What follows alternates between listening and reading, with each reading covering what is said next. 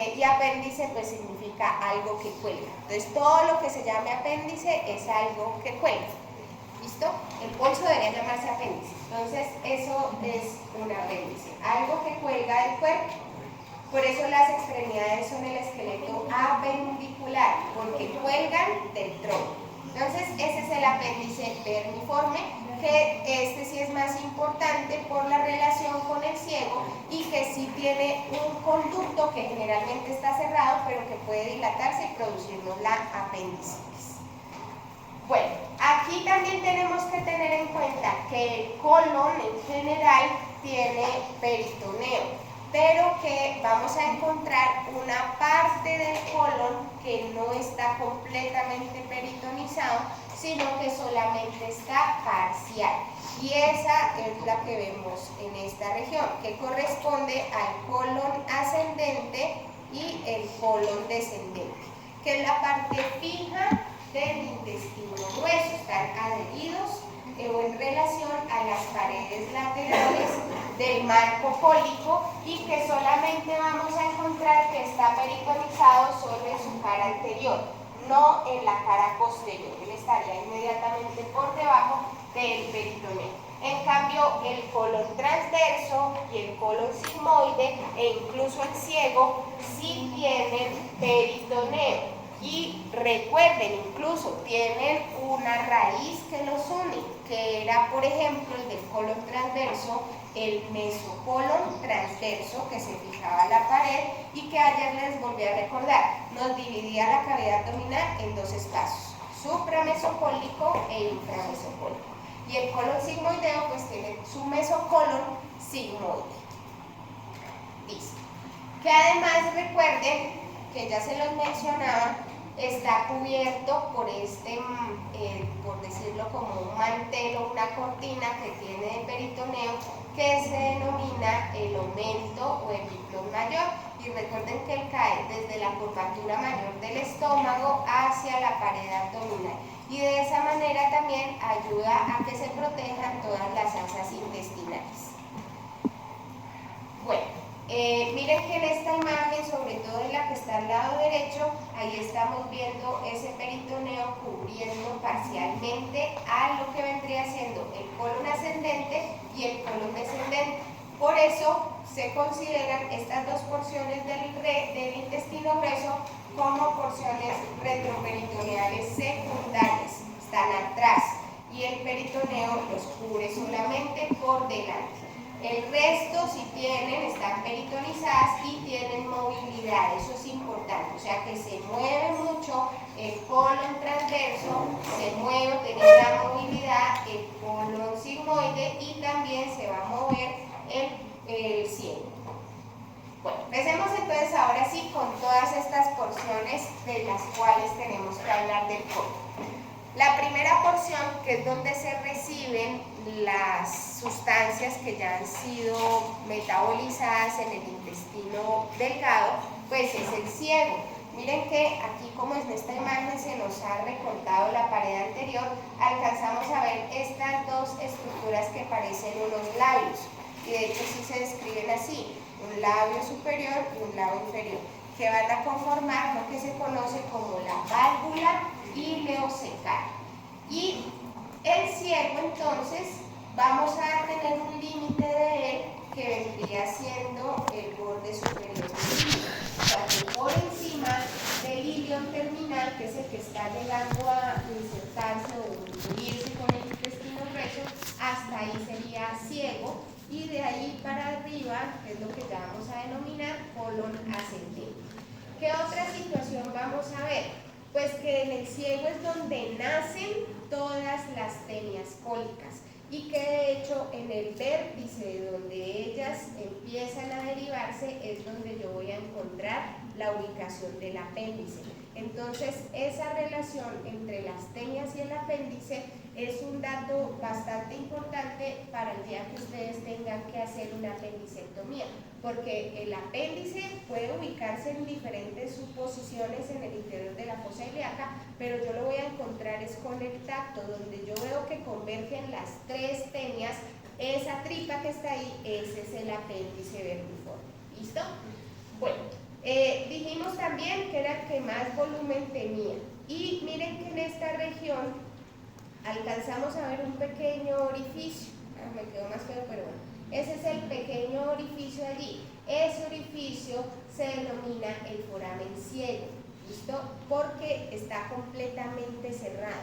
Se supone que él nunca se debería abrir, pero cuando se abre favorece el paso de heces fecales hacia el apéndice. O sea que ese foramen ciego comunica el interior del apéndice vermiforme con el ciego. Bueno, ¿qué otra situación tenemos que tener en cuenta aquí?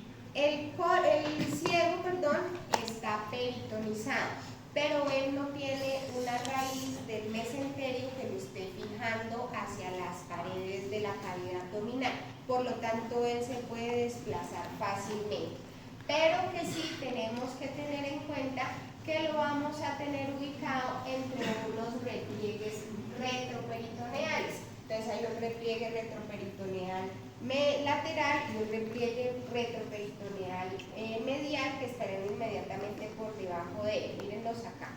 Cuando aquí se levanta el ciego, entonces ahí es donde nosotros alcanzamos a ver los pliegues retroperitoneales. Pero que sí, y que el espacio que queda por debajo del ciego es un espacio que se denomina el receso retrocecal. ¿Listo? El receso retrocecal, que puede en algún momento, en el caso de que haya una peritonitis, es un lugar muy característico donde se va a encontrar colección de pus. El acúmulo de pus puede ubicarse en ese receso retrocecal. Bueno, veamos entonces ahora esa pequeña tripa que cuelga del ciego que se denomina el apéndice vermiforme. Ese apéndice vermiforme se considera que es un órgano linfoide porque en su interior tiene muchísimas células linfoides, o sea que hay linfocitos y hay macrófagos, por lo tanto parece que tiene una importancia mayor es en el sistema inmunológico, o sea que hace parte de los órganos de defensa de nuestro cuerpo humano. Y de hecho hay varios artículos que describen que después de una apendicectomía las personas empiezan a encontrarse con un aumento considerable de los glóbulos blancos como un mecanismo de defensa ante lo sucedido, y que obviamente cuando eso pasa de infección, pero que se mantiene, después de que se pasa la infección, se mantiene unos meses. Entonces parece que se genera una descompensación y posteriormente ya todo se estabiliza. Generalmente mide 10 centímetros como máximo, pero se han descrito apéndices vermiformes hasta de 15 centímetros. Y él sí tiene un meso que lo une, y el meso que lo une se llama mesoapéndice, que es este que está uniéndolo al borde inferior del íleo terminal, y que ese mesoapéndice se debe recordar porque ahí adentro vamos a encontrar la arteria apendicular que se debe ligar el día que ustedes vayan a hacer una apendicectomía. O sea que hay que disecar ese mesoapéndice, encontrar la arteria, ligarla y ahora sí retirar el apéndice, porque si no van a hacer un reguero de sangre en el estómago. Bueno, entonces eso para que lo recuerden. Si tiene meso, se llama mesoapéndice y allá adentro está la arteria apendicular.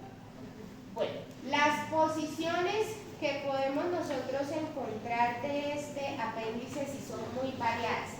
Y es curioso porque en los textos de anatomía se considera, se considera que la posición pélvica, que es esta aquí hacia la fosa ilíaca derecha, pues es la más común. Pero resulta que llevan más o menos unos 10 años haciendo una investigación en torno a la ubicación del apéndice vermiforme, y en nuestro contexto bolivariano, o sea, Venezuela, Colombia, Ecuador, Perú también entra ahí en los bolivarianos, ¿cierto? Y Bolivia, es que no me acuerdo, pero son los países bolivarianos.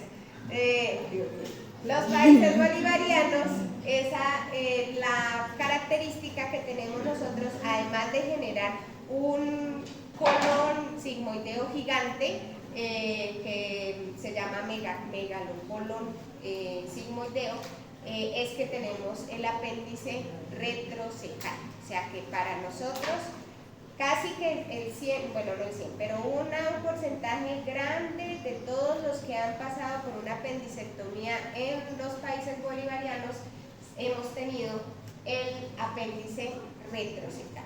Entonces esa es importante que recuerden, porque si yo abro el paciente y no estoy viendo el apéndice, no es que el apéndice no exista, sino que hay que buscarlo en ese receso retrocecal. Y recuerden que saber que ese apéndice se ubica en el lugar exacto donde las tres tenias convergen es mucho más fácil para poderlo ubicar. Las otras posiciones no son tan frecuentes. Ahí digamos que la principal en nosotros es retrocecal, la siguiente sería pélvica, la posición que está por debajo del ciego, acá en la bolsita cecal, esa se denomina subcecal, y vamos a tener otras dos variaciones que casi no se encuentran en nuestro contexto en Latinoamérica, que son las que se relacionan con el ileo. Entonces las ileales tenemos de dos tipos. La que está por delante del ileo sería preileal y la que va a pasar por detrás del ileo sería la postileal. Pero esas casi no se ven, sin embargo recuerden, no puede ser tan de mala usted que está en cirugía y le tocó un gringo, entonces búsquela por ahí que puede ser. Porque para todos nosotros los que crecimos con la papa, yuca, plátano y demás, lo tenemos retrocecal principalmente. ¿Listo? Bueno, entonces esas son las posiciones principales. Aquí hay importante para ustedes, y es que en la semiología, pues uno quisiera que pudiera uno abrir y mirar y poder ya visualizar de manera directa si el apéndice está inflamado o no, pero eso no va a pasar sino hasta que el pobre sujeto pase por el quirófano. Y como uno no quiere hacer cirugías innecesarias, porque eso también va en contra de la vida de la persona, entonces en semiología ustedes les van a enseñar todas estas evaluaciones a través de la pared abdominal. ¿Qué es importante? Que ustedes recuerden la ubicación, el punto apendicular. ¿Cuál es ese punto apendicular? El punto apendicular es el lugar donde convergen las tres tenias y por lo tanto es el lugar donde nace el apéndice. Y a él lo ubicamos fácil. Miren que lo único que hay que hacer es lo siguiente. Usted va a unir dos situaciones o dos relieves. Uno que es la espina ilíaca anterosuperior, que nos la palpamos muy fácilmente en la piel, y la otra es el ombligo. Y no va a coger un marcador y le va a trazar en la barriga, eso no, pero usted ya llega con el dedo y la traza, ¿listo? Y esa línea usted la divide en tres, o sea, es como si la dividiera en 3 tercios, que digamos que van a ser exactamente del mismo tamaño, 1, 2 y el tercero, pues, tercero de ahí. O sea, este sería un tercio, este sería el otro tercio y este sería el tercer tercio. Miren que el lugar donde se une el primer y segundo tercio, ese es el punto de McBurney, que así antiguamente se llamaba, a ver si me acuerdo cómo se escribe.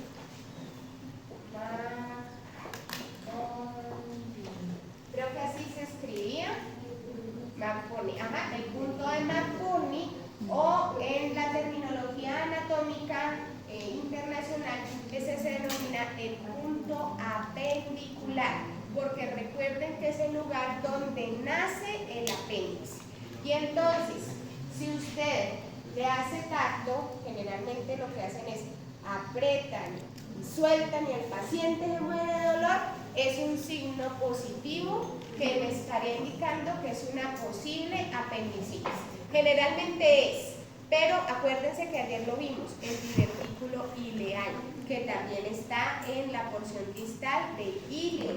Por lo tanto, si ese punto de McBurney se da, no solamente podría estarnos diciendo que hay una apendicitis, sino que también puede ser que ese paciente tenga una diverticulitis de Lecky, el divertículo ileal que lo tendría pues inflamado.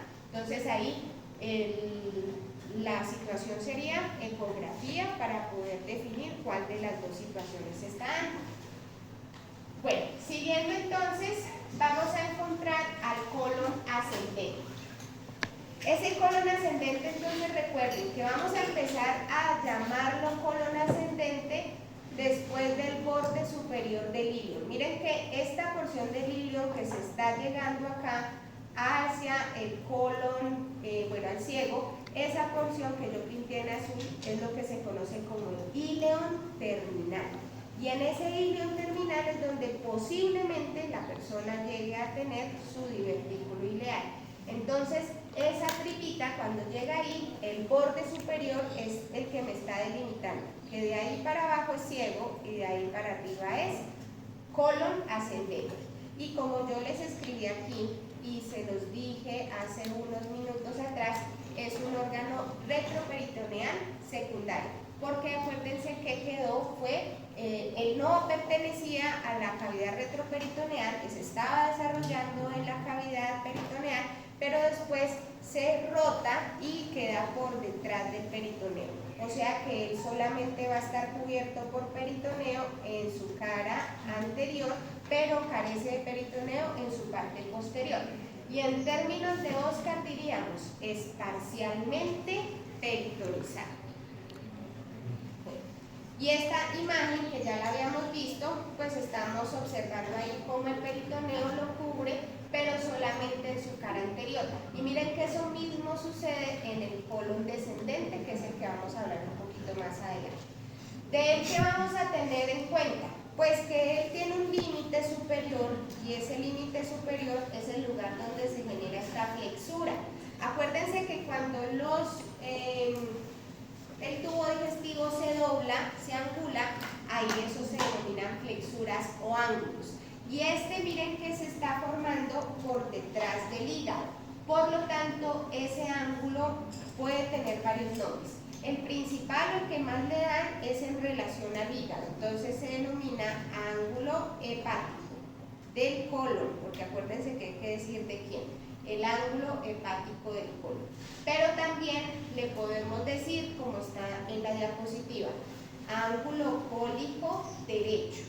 Y también recibe el nombre de flexura, o sea que yo también le puedo decir flexura cólica derecha. ¿Listo?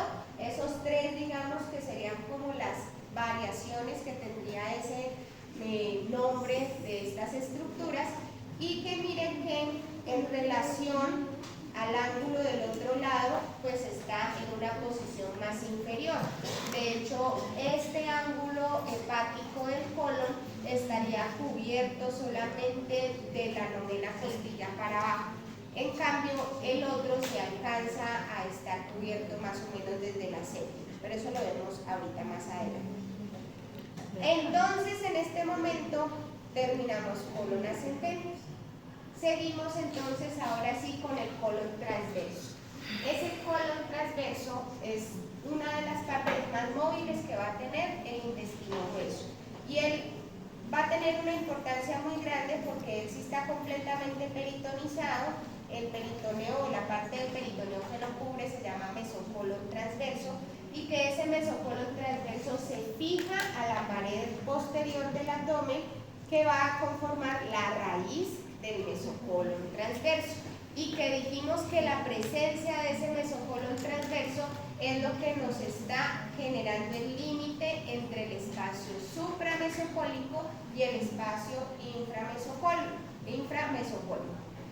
Bueno, dijimos también, antes de pasar acá, que es el lugar donde tenemos el mayor número de austras. Mayor número de austras está ubicado en el colon transverso y coincide de una manera similar con la línea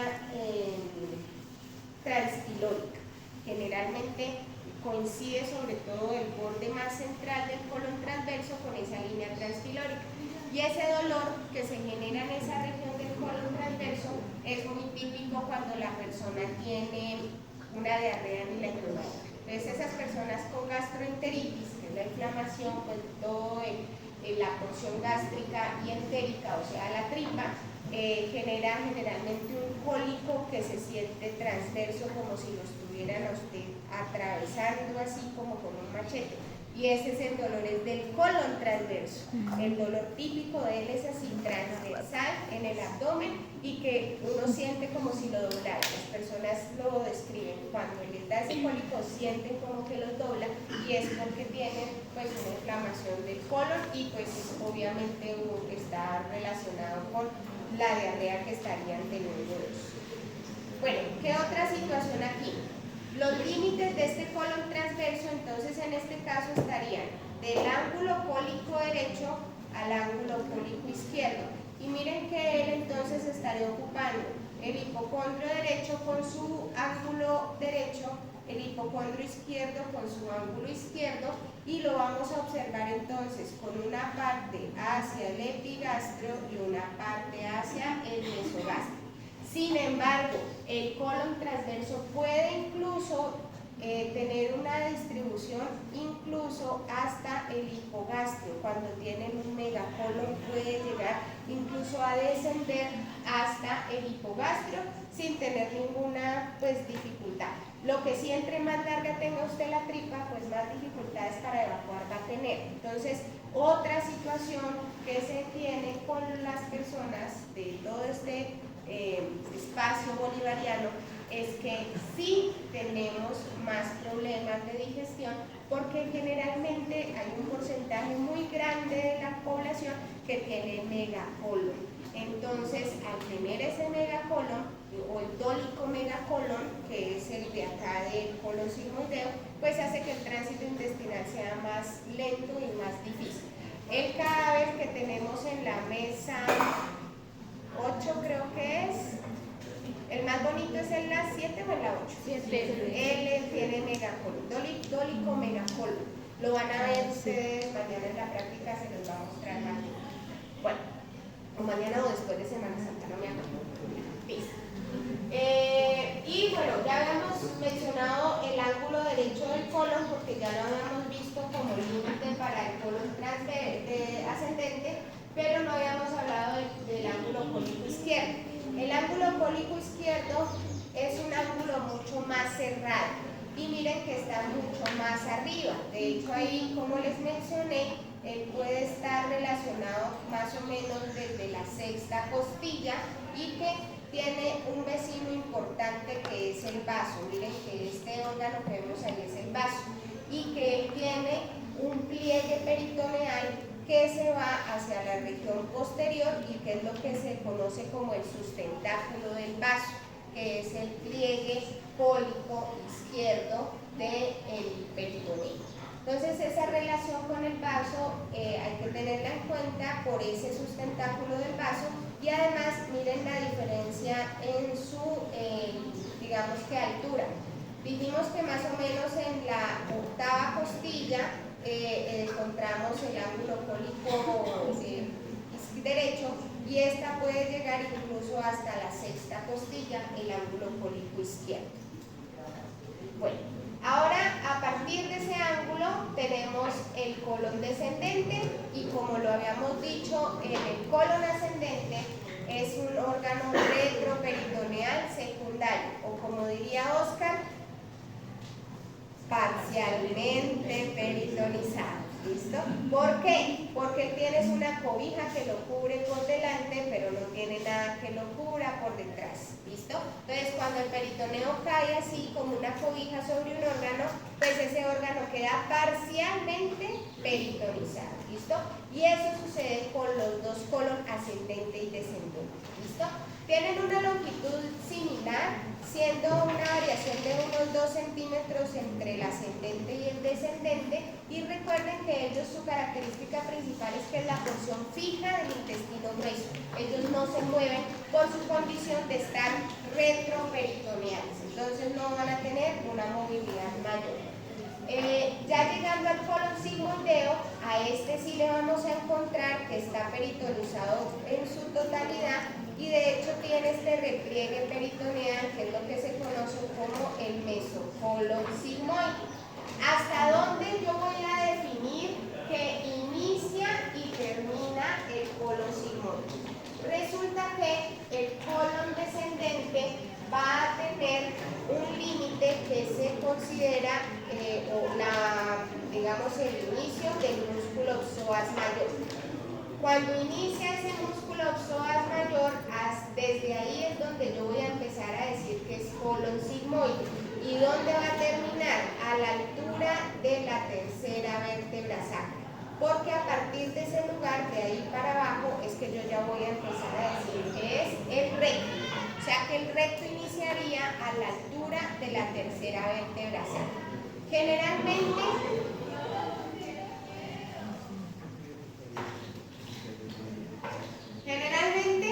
el colon sigmoide mide 40 centímetros, 50 es como el promedio que describen los textos en anatomía, pero recuerden que los textos en anatomía están descritos con personas que no son del contexto latinoamericano. Entonces resulta que nosotros sí tenemos un colon muchísimo más largo. Hay un porcentaje bastante importante de la población que lo va a tener así. Y miren, bueno, antes de mostrarles esto, miren las variaciones que puede tener el colon sigmoide. En la imagen que está a la izquierda es el colon sigmoide típico. Miren que aquí podríamos nosotros decir, psoas mayor más o menos desde aquí estaría el colon sigmoide y esta sería la primera, segunda, tercera vértebra sacra, o sea que hasta aquí iría el colon sigmoide. El que estamos viendo a la derecha es corto y recto, o sea que uno diría que esta persona evacúa sin dificultad, porque su colon sigmoide es más bien cortito. Pero esta variación del colon sigmoide corto puede estar acompañada de un colon transverso largo, o sea que pues digamos que se compensa una con otra. Estas son las que son más frecuentes de las variaciones en Latinoamérica. Miren que este sería una curva hacia el lado izquierdo y esta es una curva ascendente, y esta curva ascendente no hay muchos casos registrados, pero puede pasar incluso hacia la cavidad torácica, porque atraviesan hasta el músculo diafragma y entonces la persona empieza a generar problemas como de disnea cuando come y la digestión se hace muy lenta y entonces le mandan que tiene problemas de deglución, que tiene asma, que tiene POC, que tiene enfisema, que tiene un poco de cosas y le sacan una radiografía y le encuentran una tripa por acá arriba, ¿no? El colon sigmoide. ¿Me vas a preguntar? Pues mira que no hay como una causa específica que se sepa el por qué. Se cree que es por la altitud. Y está, por ejemplo, el dolicomegacolon, es muy común sobre todo en las personas de Perú y Bolivia que están muy en las altitudes. Pues de lo que nosotros leemos en ese texto, pues para poder hacer la presentación de ese caso del paciente que tenemos aquí, decía que la comida que nosotros consumimos, que es mucho almidón y mucha fibra, hace que la digestión se haga más lenta y que favorece entonces a que la tripa se estire, por decirlo de alguna manera. Pero que no hay una causa que te diga genética específica del por qué. No. Pero si tus papás tuvieron, es muy probable que tú también lo vayas a tener porque sí lo pueden heredar. Es curioso, es bien curioso. Bueno, voy a devolver la imagen que vimos antes, que no lo hablamos. Está allá, espérenme. Aquí. Aquí, eso. Entonces miren que cuando levantamos el colon sigmoide, aquí lo tenemos levantado, estamos viendo aquí el mesocolon sigmoideo y miren que por debajo hay un receso que se llama intersigmoideo y ese receso intersigmoideo permite el paso de unas estructuras vasculares y nerviosas que van a irse hacia la región de la fosa ilíaca, como en este caso serían los vasos ilíacos. Y miren que aquí lo está atravesando por encima de los vasos ilíacos esta pequeña tripita que ustedes ven aquí, es el uréter. Ese es el uréter. Entonces estos recesos peritoneales hay que recordarlos porque son lugares donde se puede generar colección de pus. Entonces ahí es donde digamos que hay como el bolsillo para que se introduzca la pus y en el el caso de que tengan un paciente con abdomen abierto con una peritonitis, pues es el lugar donde siempre hay que estar limpiando y limpiando porque es donde se puede acumular mayor cantidad de pus. Bueno, ya vimos entonces estos. Ahora, antes de pasar al recto y el canal anal, porque eso nos toca dedicarle un poquito más, acuérdense muchachos que esto lo vimos ayer y dijimos que las capas que tenía el intestino, pues veíamos una que era la capa más externa que correspondía al peritoneo, teníamos una capa muscular que correspondía a dos tipos de músculo, uno longitudinal y uno circular, que por debajo teníamos una submucosa e inmediatamente por debajo la mucosa. Que miren que entre ellas encontramos unas neuronas. Miren, estas que están aquí son las que van a conformar el plexo mientérico. Mientérico, mío, acuérdense que significa músculo.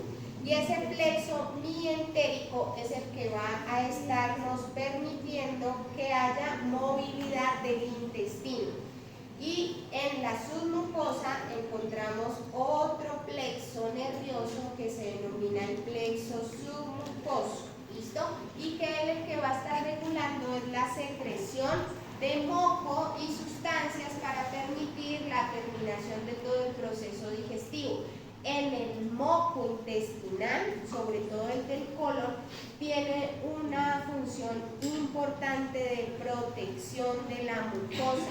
Por lo tanto, siempre deben recordar, el moco tiene unas características impresionantemente hermosas que incluso son aislantes hasta de la misma electricidad que puede llegar a pasar por ahí, y la presencia de ese moco es valioso. Por eso cuando nosotros estamos con diarrea, empezamos, ya cuando la diarrea es muy intensa, empezamos a hacer pérdidas de moco intestinal, y el perder el moco intestinal favorece que todo ese microbioma que tenemos nosotros acá dentro en la luz del intestino empiece a dañar esas uniones estrechas de los enterocitos. Los enterocitos son las células del intestino, por eso se llaman entero.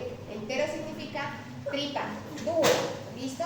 Y cito, pues célula. Entonces los enterocitos tienen uniones muy estrechas, ellos no dejan pasar, pero si se pierde el moco, esa microbioma empieza a dañar esas uniones estrechas, ellas se rompen y generan permeabilidad. Y la permeabilidad intestinal genera muchísimos problemas inflamatorios en el cuerpo. Acuérdense que ayer les dije, el eje intestino-cerebro para la depresión y la ansiedad. Las inflamaciones articulares, las inflamaciones generalizadas de muchas cosas que uno creería que no se relacionan con el intestino, la artritis, la fibromialgia, hay que revisar cómo está ese microbioma. Entonces, cuando la persona está con diarrea, hay que favorecer que recupere su moco intestinal. Siempre hay que buscar la forma de favorecer la recuperación de ese moco intestinal. Bueno, también les conté que el movimiento que hace el intestino no solamente se llama peristaltismo, porque recuerden que el peristaltismo solamente es el movimiento para irse a distal, pero él además tiene un movimiento de mezcla, que es el que se hace con el músculo circular, y el peristaltismo es el movimiento de propulsión, que es el que nos permite que las heces se muevan.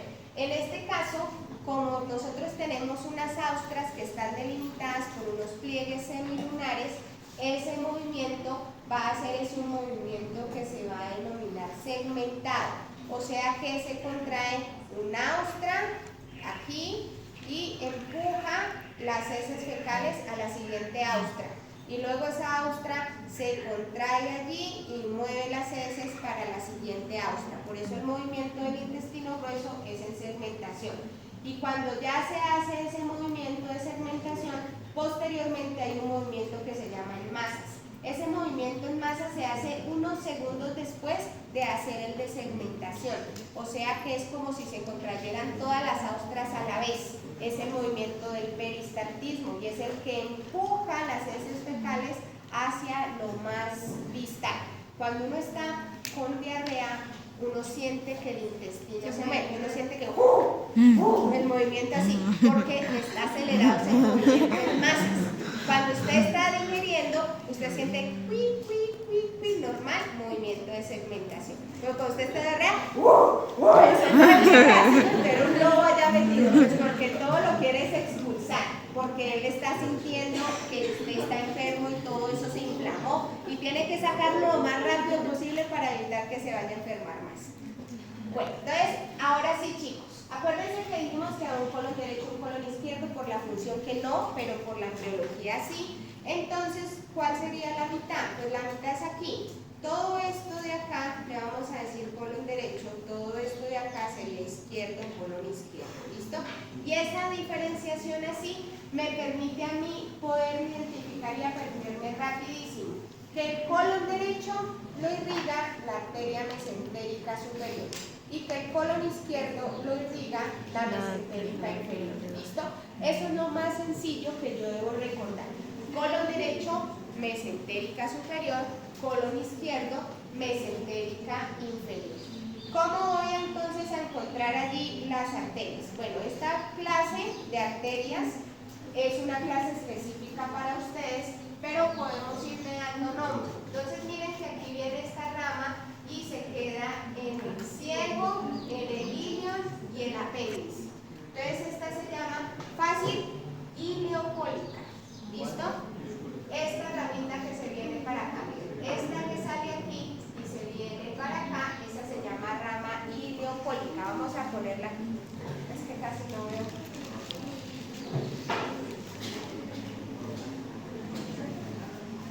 Bueno, esta que sale aquí. Lo que pasa es que ellas se van uniendo y forman arcos, ¿no? Entonces, esta que sale primero, esta se llama ileocólica.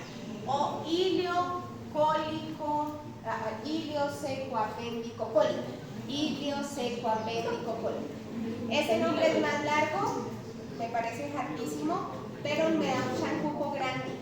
El ilion, el ciego, el apéndice y un pedazo de colon ascendente. Miren que el nombre no es tampoco tan duro. Ilio, seco, apéndico, cólica. O ileocólica.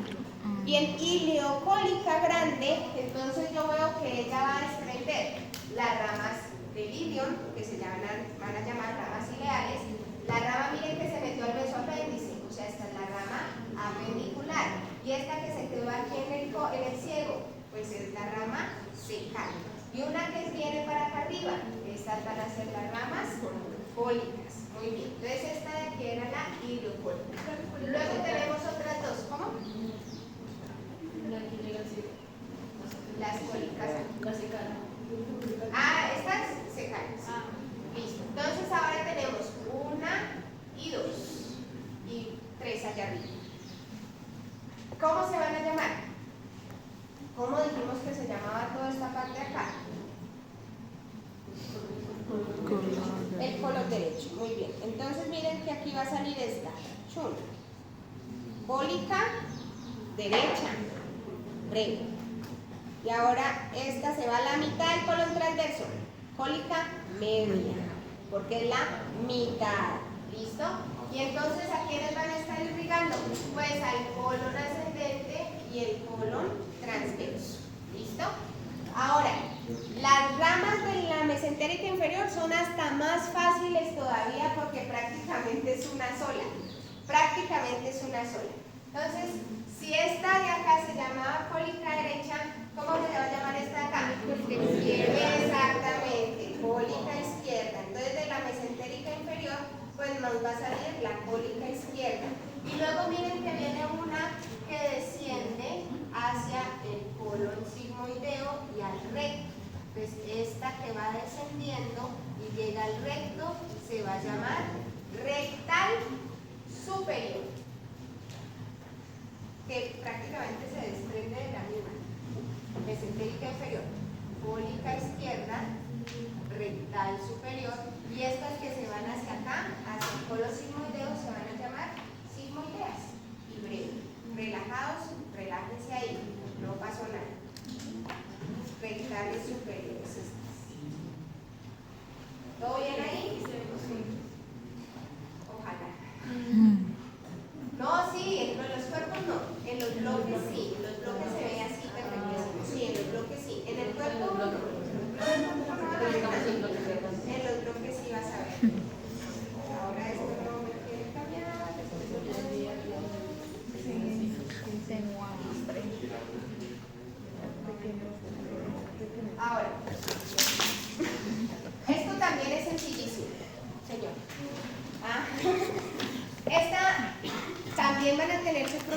clase de drenaje que es para que ustedes puedan entender todo este sistema venoso-porta. Pero como les mencioné ayer, todo el tubo digestivo que está en la cavidad abdominal va a terminar drenando hacia una gran vena que se llama la vena porta y que ella va a entrar al hígado y allá pues va a ser su proceso metabólico. Pero esa vena porta pues se forma de varias venas grandes. Tenemos que el colon derecho, todo esto, junto con el intestino delgado que habíamos visto ayer, lo drena la vena mesentérica superior. ¿Listo? Y todo el colon izquierdo lo drena la vena mesentérica inferior. Y esa vena mesentérica inferior pues se va a unir a esta vena que viene aquí del vaso. Y esa se llama vena esplénica polienal. Y las dos, mesentérica superior y esplénica polienal, se unen y forman la porta.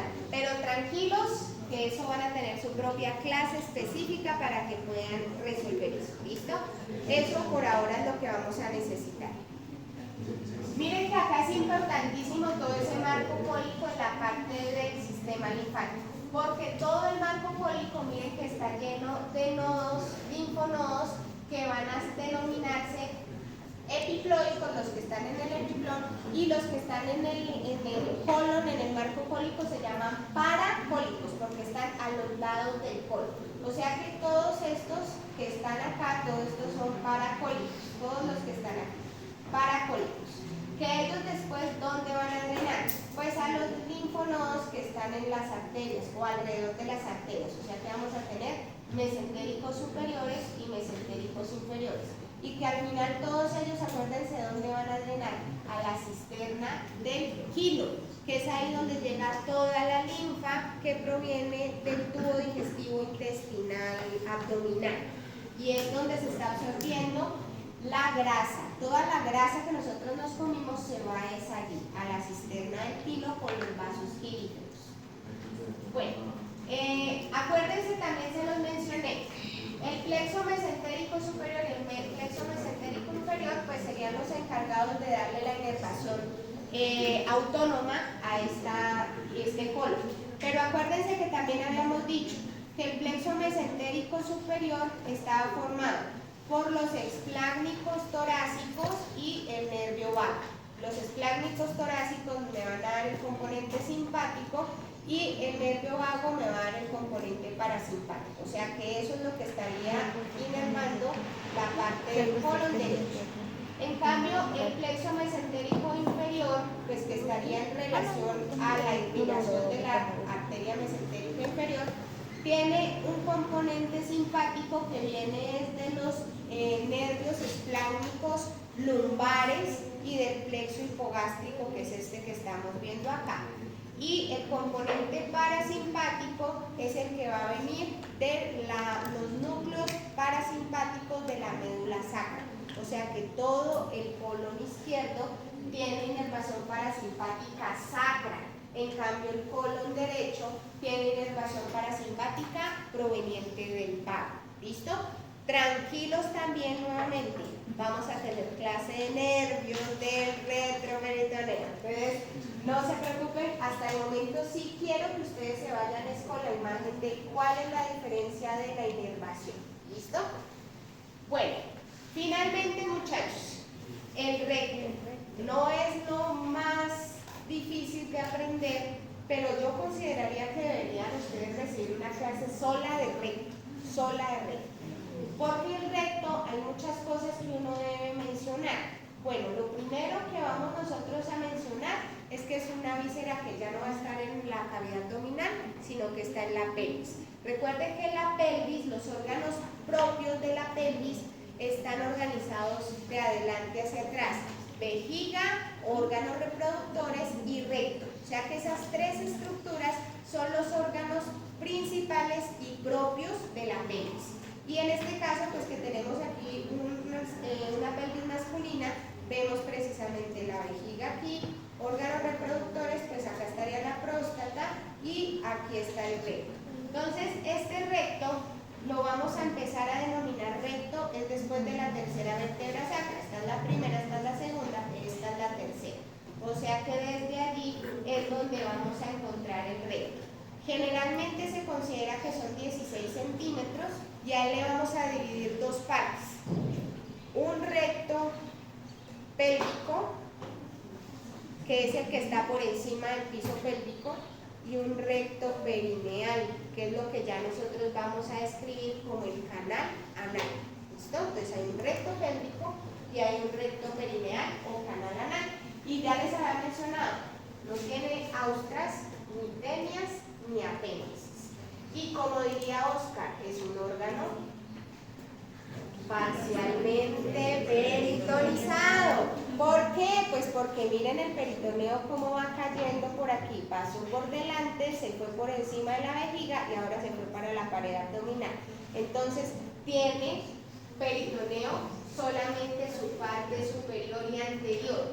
Y ese peritoneo, miren que nos permite formar un fondo de saco, que en este caso, como estamos viendo un recto masculino, ese fondo de saco se va a llamar recto vesical, este espacio de aquí, un receso o fondo de saco recto vesical, así se llama en el hombre.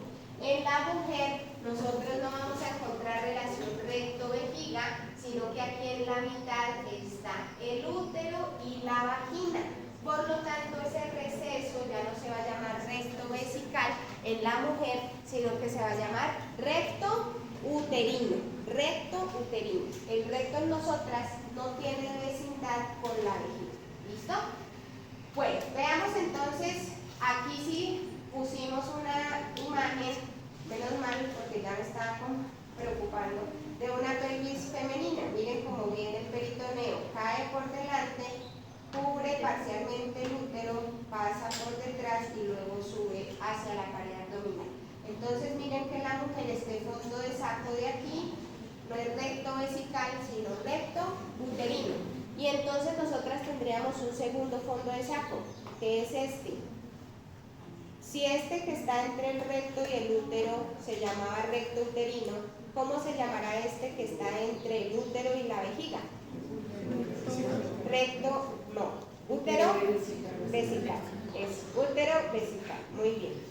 Este de acá atrás, el recto uterino, también tiene un epónimo, fondo de saco de Douglas, pero solo el de la mujer. En el hombre no hay fondo de saco de Douglas, porque eso se denomina así, es por la presencia del útero. ¿Listo? Entonces, como les había mencionado, tenemos una porción del recto que está en la pelvis, ese sería el recto pelviano, y el que está atravesando el periné sería la porción perineal o conformando o denominado el conducto anal. Y el recto en su posición va a tener unas curvaturas, que serán unas curvaturas que se van hacia los lados y las vamos a ver aquí. Mírenlas acá. Tenemos entonces una curvatura anterior, que sería esta de aquí, una curvatura media y una curvatura posterior.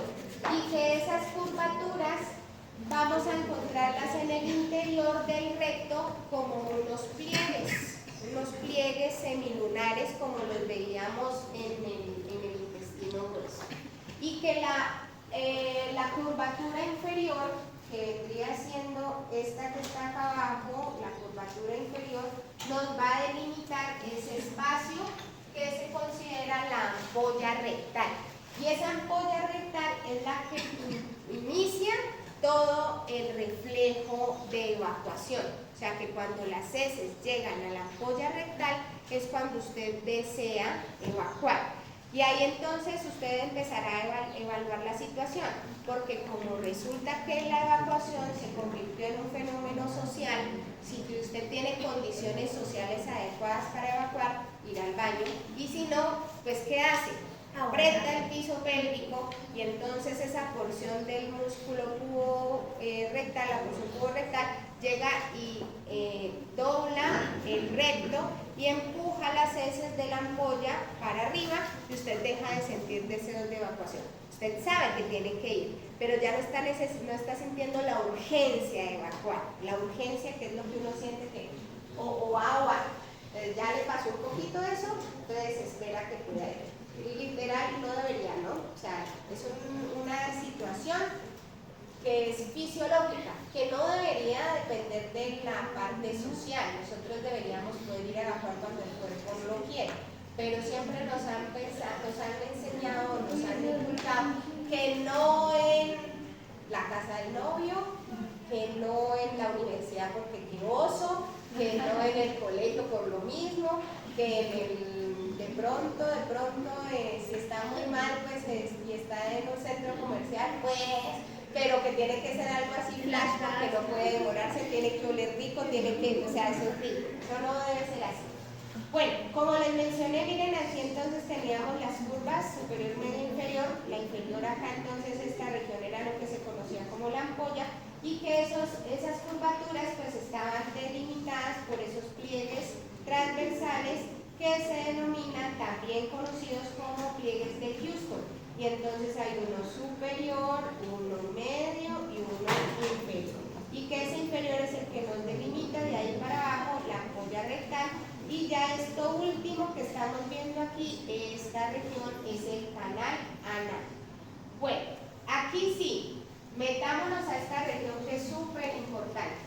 Acuérdense que esta región, después del pliegue transversal inferior, esta es la ampolla, y de aquí para abajo ya vamos a ubicar el canal anal. Y miren que aquí es súper importante que empecemos a recordar esa anatomía que ya vieron y que próximamente les van a evaluar. Miren que este es el músculo elevador del ano, que acabo de pintarles ahí en verde. Por lo tanto, de aquí para abajo, todo esto es el esfínter externo del ano, y este chiquitico de aquí adentro es el esfínter interno del ano. Que si yo lo sigo, miren que ese esfínter interno del ano, si yo lo sigo hacia arriba, como se pixela de feo, es la continuación del músculo longitudinal que estaba conformando el recto y el intestino grueso. Entonces, cuando llega acá abajo, ese músculo longitudinal y circular se ponen gruesos y forman el esfínter anal interno. Por lo tanto, está formado por músculo liso y entonces es involuntario. Este es el esfínter liso y este sería el esfínter estriado. ¿Y cómo es estriado? Es voluntario. El liso, involuntario; el estriado, voluntario. O esfínter interno y esfínter externo. Bueno, aquí que es importante que nos ubiquemos. Resulta que en este lugar donde se ubica el esfínter interno del ano es el lugar que se denomina la zona hemorroidal. ¿Por qué? Pues porque miren que aquí hay unos vasos venosos, esos están o corresponden al plexo hemorroidal interno, y esas se pueden, les pueden generar varices, ya se hipertrofian y pueden sangrar. La ventaja, bueno, eso no es una ventaja, pero diríamos que la diferencia, se me descargó el iPad, pero ya lo voy a solucionar. La desventaja aquí es que ellas no son asintomáticas. Usted se da cuenta que tiene hemorroides es porque empezó a sangrar, pero no le duele. Entonces, eso digamos que es una ventaja para el paciente porque no genera dolor. Pero es una desventaja a la vez, porque como a usted no le duele, a usted no le importa. Entonces, sí, evacuó, le salió sangre, usted se le intuye y siguió su vida normal. Y entonces esas hemorroides cada vez más y más grandes, usted más jodido, y por ahí se le fue todas unas infecciones enormes, y luego encuentran en ese fondo de saco un montón de materia, de pus y demás. Entonces, pues esas cosas no deberían suceder. Voy a traer el computador. ¿Cómo? Pero es del viejo, del que es Lighting así. ¿Lo tienes prestado? Listo. Entonces, porque este cable lo pisé y no volvió a funcionar. Pues yo lo saco. Cosas que pasan. Cuando tienen hemorroides internos. Y es que el dolor es una situación que uno empieza a considerar normal. Ustedes, las chicas que están aquí, saben que cuando uno está con un cólico menstrual, uno dice, me lo aguanto. entonces uno vive de aguantar. Resulta que eso no debería ser así. A nosotros nos han inculcado como que las mujeres todo lo tienen que aguantar, y de hecho eso tiene mucho que ver la religión. Hay un versículo por ahí, y me disculparán las personas que son religiosas, yo no les voy a decir si está bien o está mal, pero les voy a decir desde mi punto de vista. Una de las situaciones que favorece someter a la mujer es la religión. La religión, cualquiera que sea, cualquiera, ustedes leen cualquier religión, siempre la mujer está 1, 2 o 3 escalas por debajo del hombre. Y eso no debería ser así. Y en la misma religión hay un versículo muy específico, dice que la mujer es amor, y luego más adelante dice que el amor todo lo perdona, todo lo aguanta, todo lo espera, todo lo soporta, todo no sé qué. Y entonces son cosas que a uno dice, su marido le pega, aguante. Es que eso es amor, es que la quiere, por eso le pegó. Entonces, es que usted tiene relaciones sexuales y le duele, aguante, pelada. Es que eso para eso es que si no duele es porque no le están haciendo bien. Que si usted se pone unos tacones y le empezaron a doler los dedos, aguante, mija, aguante, porque es que los tacones es para que usted se vea linda y no importa. Lo que importa es que usted se vea linda, pero no importa el dolor. Que la faja, tiene que estar escondiendo la barriga y así le duelen las costillas, tiene que ponerse. Y que toda la sociedad nos ha impuesto eso, la religión nos ha impuesto eso, y entonces ya es hora de empezar a romper esas cosas. Las mujeres cuando van a consulta, las mujeres cuando van a consulta siempre califican el dolor más bajito que los machos. Entonces le dicen, ¿te duele la cabeza? Uy, sí, es un dolor muy intenso, súper horrible.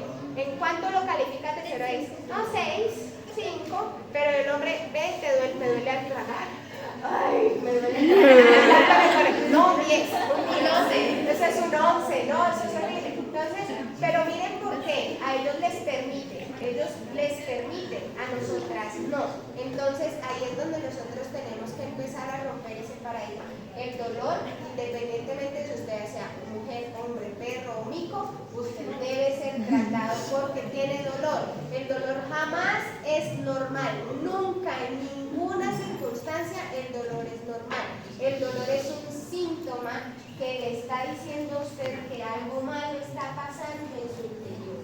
Entonces, en este tipo de casos, cuando hablamos ya de las hemorroides internas, y sobre todo los hombres porque le tienen un pavor a que se les acerquen a su zona perineal,